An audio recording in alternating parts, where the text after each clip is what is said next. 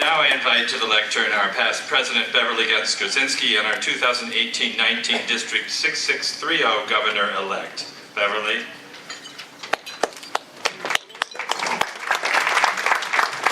Thank you, President Jerry, and good afternoon, everyone. To you and Rita, since you came to the United States from a refugee camp at the age of 6, I think there's always been a plan for you. You're a shining light for world peace, but you're also a beacon of hope for all who grace our shores in search of a promise of a better land, and on behalf of all of them, I thank you for that. It is now my honor to introduce today's speaker, Valarie McCall, Chief of Government and International Affairs for the City of Cleveland.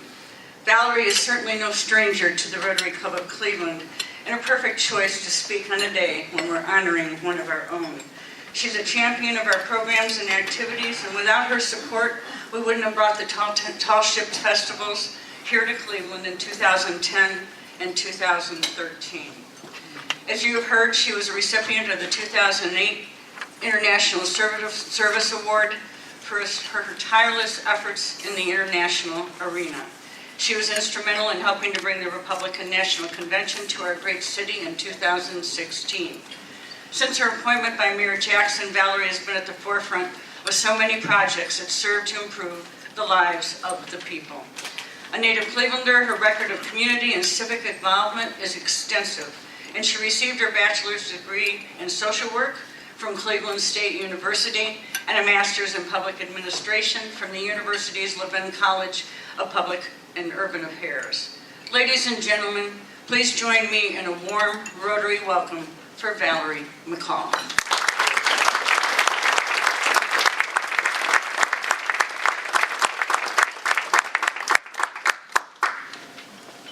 I'm back.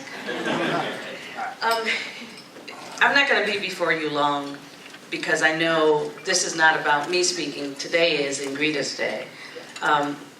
But you're going to need some flower girls to help you carry all those flowers out.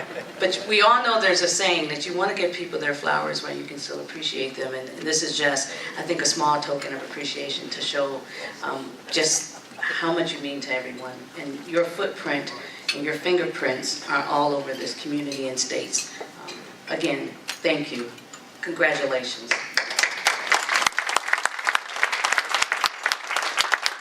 As I began to prepare for my hour-and-a-half dissertation, I was thinking, what can I talk to the international community? And truth be told, it's not about talking to you all. It's about more so, what can we do greater? What can we do better? How can we be stronger?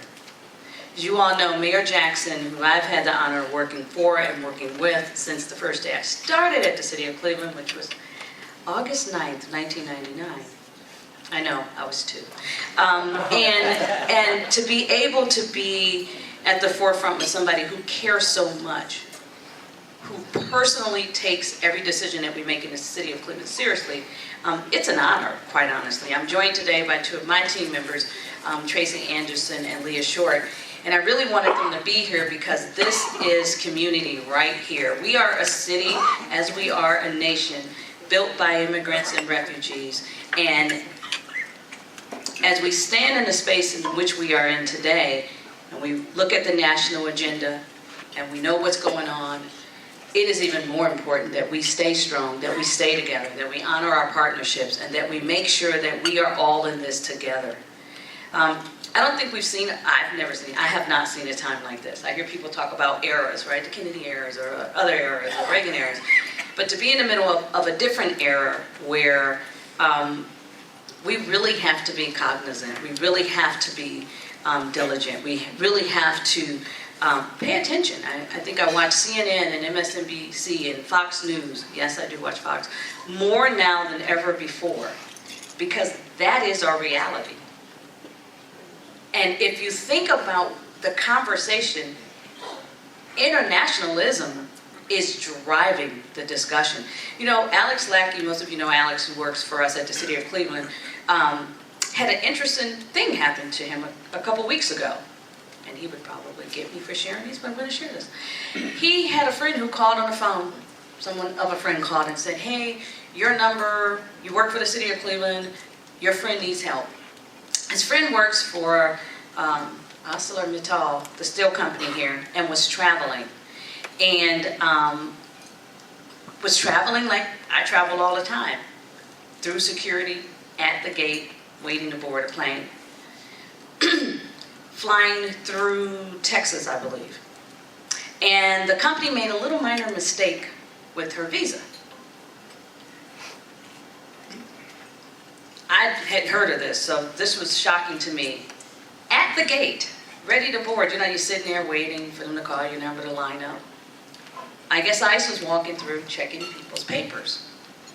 They checked her paper and found out there was an error there, and they detained her. Detained her. So, yes, got her, and Alex called somebody, and I think David Leopold ended up helping her, and she got released and some other things. But as we talk about where we are today, that's about as real as it gets. It's here, it's in front of us. So what can we do? How can we be more aligned? How can we be stronger to ensure that the very principles that built the country we're sitting in right now and other countries that all of you represent, that built this city that we call home, which is Cleveland. And when you look at Cleveland on a map, I tell people all the time, if you want to see an example of what the melting pot is supposed to have been, look at Ohio. Look at Cleveland. Look at our neighborhoods. And so, I think we've done a good job being partners and being at the table with our international community, but I want you to challenge us, that's me included, to do even more. We're in a space right now. We can do more. We should do more. So challenge us to do more. Challenge us to be more on the forefront with you. And just remember that this is something that we're all in together. So we can celebrate, which we should be celebrating, but we also have to be together. When you came over to City Hall, when we celebrated, what you just talked about, the history, it was beautiful. So Ingrita called and said, I got 3 people. but it was beautiful. It wasn't 3 people, it was like 20 people. But it was beautiful. It was beautiful. You presented the mayor with the official sash. That stuff we do not take lightly. Dr. Yen knows this. Everybody here knows this if you know the mayor. So, again, this is to celebrate you, but it's also to say we have to make sure we're paying attention. We have to make sure that we are up on the issues that's going on. Even what was going on, and I see Victor back here, when we had the storms in Puerto Rico. And having water and supplies, but not being able to get them delivered, right? And that's our own family. So we just have to do a little bit more, and I think we can do it together.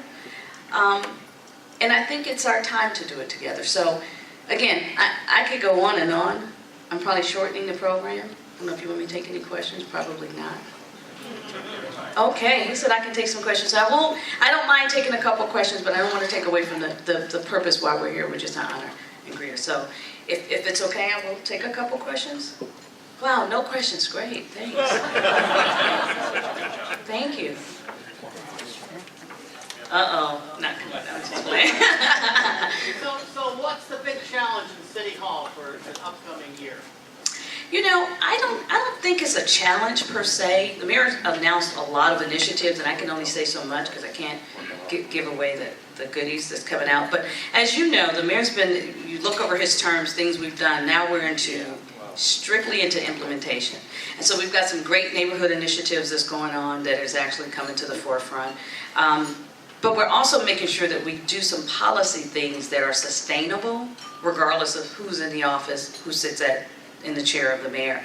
And so really we're focused on how do we ensure that we lead legacy stuff. But there's some good things going on this year, next year. We're celebrating next year the 50th anniversary of the thing that made us the brunt of jokes on late night TV, which is the burning river, Cuyahoga County River, that caught on fire. That, in my version, these are my words, we started the conversation on climate control and sustainability right there with the Cuyahoga River. Now, that's a good spin for today, however, but we're celebrating that. We're celebrating the 10-year, if you all remember back in 2009, those of you who may know, Mayor Jackson started something called Sustainable Cleveland, which is a 10-year initiative. We're focused on key neighborhoods in the city of Cleveland that ordinarily just did not have that type of market to sustain themselves. Matter of fact, that's why I was running a little bit late. But how do we make those investments in Glenville, on the southeast side of Cleveland? If you look at the city of Cleveland right now, it's really the southeast side that is just poised for development. So we're working on a major transportation project that will go from the borders of Bracknell all the way to the borders of Garfield. Think about that route. It's the number 10 bus. It cuts across downtown, every major line going in and out across the University Circle, and it goes from one of the most wealthiest suburban communities through some of our areas that still need a little help. I don't like to say low-income, impoverished neighborhoods. I like to say areas that have opportunity for them. And that ends at the doorstep of Garfield, which is still a very strong blue-collar working neighborhood. So we're using transportation to help spur development. Think about Cleveland 13 years ago, 15 years ago, 16 years ago. Alex knows this. Remember when Gordon Square Arts District started and nobody wanted to live over there? Look at the property values. Remember Tremont? What was going on in Tremont? You can't buy a lot for under $100,000.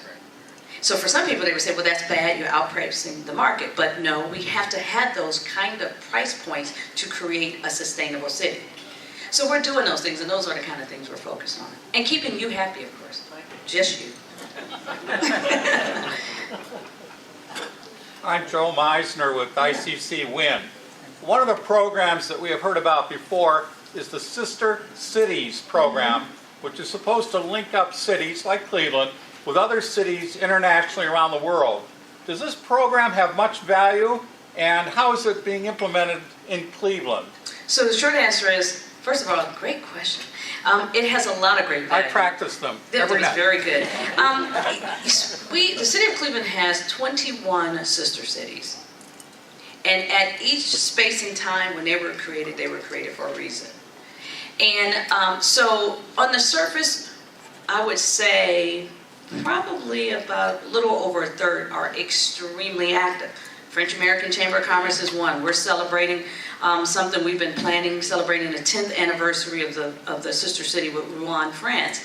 And there's another story behind that when I first started. Where's Dick and Don? Yeah, they got me when they first came in, but it was for a good cause. Then we have some that honestly are not as strong as they should be. And I think because we've gotten away from the fact that the sister city is really a community-led effort and initiative. Now fast forward with the relationship with Dr. Curry and the Cleveland Cultural Gardens, we're actually looking at ways to re-infuse them. Just today we were talking about how to re-infuse our relationship in Ireland, yesterday. So we have some good partnerships. One thing people don't realize, City of Cleveland pays the dues for all of our sister cities so that that individual community or that individual committee isn't strapped with trying to raise money to pay for the garden and then turn around and pay their dues. Can they be stronger? Absolutely. Absolutely they can be. But it really is a community based. The new sister cities we formed them based on educational opportunities, economic and community development opportunities, and cultural exchanges as well. But for the most part, they are very strong. One of the things we did, most of you all know this, 14 years ago, so when the mayor was running, everybody wanted us to do what? Open up a mayor's office of welcoming. Boston has one, this city has one, we need one too. And what Mayor Jackson said at the time was, I don't want anything that can be opened in City Hall and then closed, right? A lot of you know we sponsor free programs. If you're just celebrating an Independence Day or anything, the mayor's office sponsors that so you can use the rotunda. We're not charging rent for that. That's $4,000 on a minimal that you're saving. And so we use that to interface with our sister cities, but we also formed this organization, Global Cleveland, that we're really trying to ensure stands up strong so that regardless of transitions or who's in and out of an office, that those programs do continue. Yes. Thank you. Valerie, Yes. all right. A quick question. Rita and myself have been on ships from the port city of Klaipeda and Lithuania, which is a sister city of the city of Cleveland. So how is that relationship between Cleveland and Klaipeda proceeding today? It's not proceeding well at all. And the truth of the matter is, again, it really starts with the community, right? So If there is a committee that's involved that we should be touching, but put it like this, let me reverse the questions about sister cities. We have 21 sister cities, and they're all on our website. And if any of you are here, I mean, everybody can't be Volgograd. Ken supports us big time over there. If any of you know or connected to one of our sister cities, and you want to help to ensure that they are energized and staffed and infused, please do not hesitate to reach out to us, because that's what we want. 4 years from now, I want to look up and every sister city is populated, every committee, and they're working and they're up and they're strong. One of the other things I'm working on, though, truthfully, I'm going to share a secret in here. I don't think you walk through our airport, you can't tell we're an international city in terms of our sister city relationships. You go through Chicago, every time I go through there, I'm like, oh, they got the flags up, they look so nice. We need to do a space of that too. And so that's going to be something we're going to be reaching out to you all to help us with, quite honestly. And so I just reversed that and just said, okay, so now we got these 21 sister cities. Some of them are up and going, some of them are not. If you know you're connected to one that is not as strong as it needs to be, challenge us on that and let's have a conversation about it. All right? That's Jerry's way of saying, that's it. Thank you.